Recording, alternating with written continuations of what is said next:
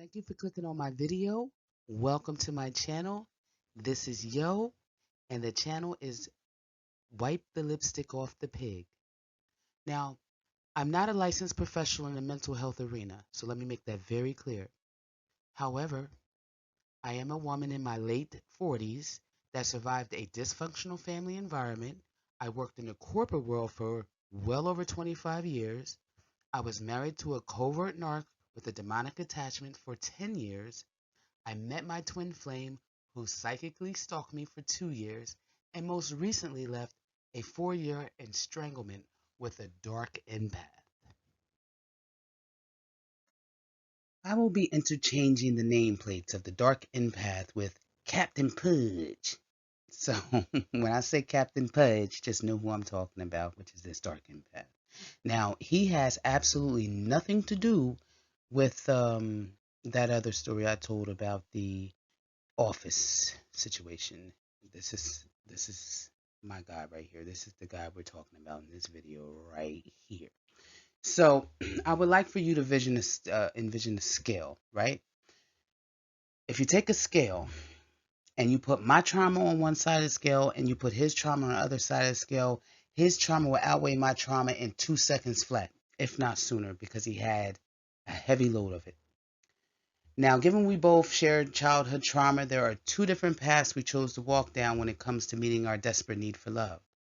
My path was to be helplessly in love. His path was to have somebody be helplessly in love with him. We both were missing key necessities in our pursuit of love. I was missing the requirement of reciprocity, and he was missing the vulnerability required to build and maintain healthy relationships. Well, it doesn't take a rocket scientist to know by us both missing those key requirements, we ended up getting into a relationship. And ladies and gentlemen, that's what you call the Enstranglement. Let me tell you that. So, just to let you know a little bit about our first date, right? We went out and we sat across from one another. And when we sat across from one another, I got an empathic hit. And basically, my team told me more of the same. Now, considering what I've been through already, and then my team tried to warn me, here it is, me wanting to love, because that's what I do. I just was like, free will. He has free will. He can choose to love me if he wants to, and I don't know. So that's how we ended up in this relationship. Um, Not the brightest star in the sky, but that's where I was at the moment. Like, why not? Yeah, I mean, yeah, Captain Pudge is definitely a ladies' man. Although he'll stiffy the hell out you if you get too damn close. But yeah, Okay, so just to give you an idea of how smooth he was, this is a text message he gave me it's an excerpt from a text message he gave me during the love bombing phase. So I'm going to read it real quick. Falling in love is very real, but I used to shake my head when people talked about soulmates. Poor deluded individuals grasping at some supernatural idea not intended for mortals but sounded pretty in a poetry book. Then we met, and everything changed. Ever since I met you, I know I was in love.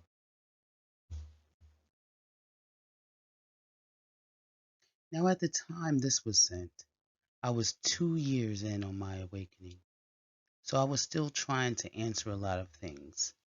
And again, he has the same ability I do, so he pretty much knew what I was feeling and how I was. And then I was speaking to him too on it, so he pretty much had the skinny on me. So, I'm gonna read this one. When you are blessed with a beautiful light, don't ask where it comes from or why it comes, how it comes, when it will end. Just feel the light, live the light, unite with the light.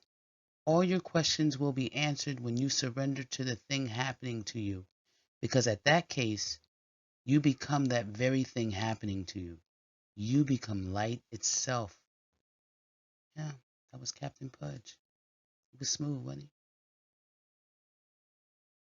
The best way to describe my love bombing experience in the honeymoon phase is like comparing it to, I could compare it to my great grandmom's dinner plate. I mean, it was real. It was soul food. I was being nourished and emotionally fulfilled. But sometimes I was receiving stuff on that plate I really didn't want, like some rhubarb, some beets, you know. Mm-mm.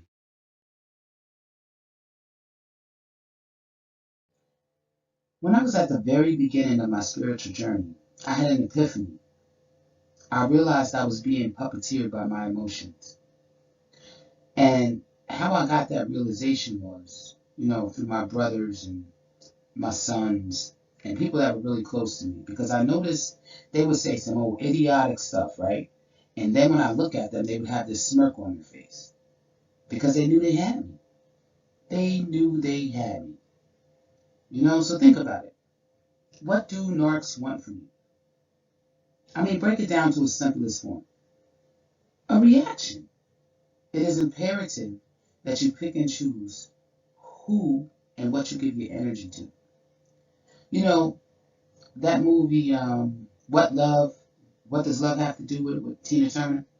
When she was trying to find her inner peace because Ike was really doing somersaults on her last nerve. She was doing that, numb your whole get killed. You know what I mean? So you just gotta pick something to focus on and get your inner self right. You gotta get that handled. And for me, my numb your whole gay kill moment was, just basically researching and finding out about narcissism, finding out like why did they do things that they do. Because when you are authentic and genuine, it takes a lot to get you to kind of be able to understand that people are just maliciously, or vessels are out here maliciously, just trying to hurt you and harm you. They just have fun at just as much as you like to heal people and things of that nature. They want to hurt you. They want to harm you. Make no mistake about that. And dark empaths, oh, they don't just want to harm you. They want to end you. They want to make sure that you are no earthly good to anybody. And I don't even want to tell you about the worst case scenario. So let's get into some of these dark empaths' weapons of choice. And again, it's a lot similar to narcissists, right? So they don't care if you are right or wrong. They don't even argue to be right or wrong. They just disagree with you to get a rise out of you. And they're very condescending at times. And of course, they'll ignore what you say. They'll be like, I didn't hear you. You get that a lot. I didn't hear you. You could be right in their ear. They don't hear you.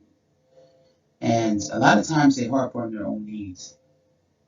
And they confuse you on purpose. A lot of people refer to it as gaslighting. But sometimes they'll just confuse you. They'll say one thing and then just come back and say another, and then they'll. I mean, it's amazing what they do. It's amazing. That gaslighting is real. Monologues, right? They'll go on. You can't get a word in edgewise because they just want to, bombard you, or even, Speaking of, when I was dating Captain Pudge, that's what he was doing on the dates. Like, he was actually narrating how I felt, how we felt. I felt like, it was like James Earl Jones or somebody, just like, just give it a rest, I think, for myself. But if you find someone who's narrating to you the events that you're currently going through, I mean, blow the whistle on that, that's a red flag.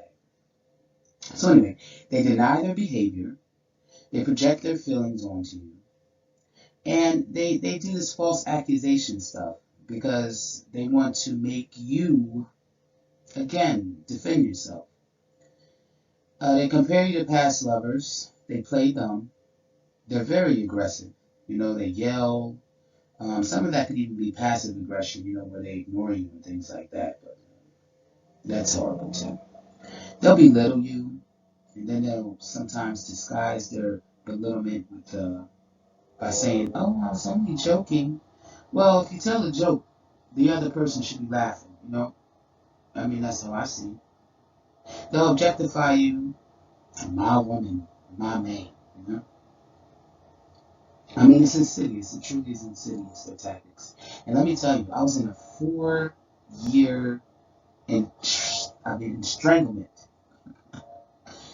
with this guy. And that's 1,460 days, people. And it's every day you're in this duality, because you know that it's not right. You know he's doing these things to you, and you're staying firm in your spot, but yet, somehow, some way, you're feeling like he's your person. Like you're feeling like, you know, perhaps, this is going on, that's going on. He'll change his mind. I don't know. I don't know what. Or maybe it's him projecting his thoughts onto you. It's something that just doesn't make sense. It's like a supernatural thing because I know what I'm seeing, I know what I'm experiencing, but somehow, you know, it's like he's glorified in my mind. You know what I mean? I'm telling you, my journal entry, if I handed that over to a psychiatrist, they would say, "Ooh, you're in psychosis. Like, you don't have a great grip on reality because how can you take this type of abuse, yet you're saying this is the best person you ever met in your whole life?" Well, that's where the spiritual gifts come in, because some of these dark empaths, they have the spiritual ability to project their thoughts. And trust and believe, just like when I speak of my team, I'm speaking of my divine team. I'm speaking of, ancestors. I'm speaking of angels. I'm speaking of, Ruach Aquadesh, or as some people would say, Holy Spirit, or, universe. However, again, that's why I say wipe the lipstick off the pig, because there's so many meanings for the same thing. But, so when you have these teams and you battling one another, you know, you do get infiltrated with that person's thought process or their mission. You know what I'm saying? So just as excruciating as this was for me, make no mistake, it was quite excruciating for him, because I'm gonna tell you, these dark ones, these people that are demonically influenced, these vessels, they don't like you. Understand that. They want to end you. They want to hurt you. They want to harm you. In some cases, they want to make sure you know more. So they will spare no expense in doing so. And when you have that light about you, they want to dim it. And when they can't, they get enraged. They try and try. I mean, 1,460 days, people, of battling. And I mean, literally, in my journal, it was like every other day. Sometimes it would be consecutively, back to back days where we were just at odds so many times, because I refused. I mean, I called him out every time he was in violation, okay? And he was always trying to violate. Think of a block of ice.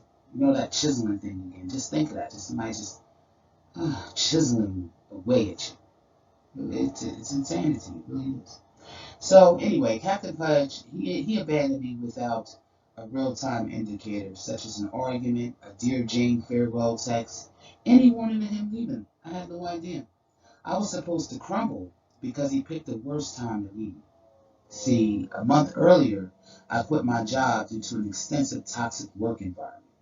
So he already knew, I didn't have another source of income or anything. But I did have some savings and things like that to where I was going to be okay. I figured I'd get another job, what have you. So I wasn't relying on him too much financially, except for, him doing what he was doing anyway, which, and I'm getting to that. But anyway, his plan was, to have me chase him, and give him full control of me in order to get him back.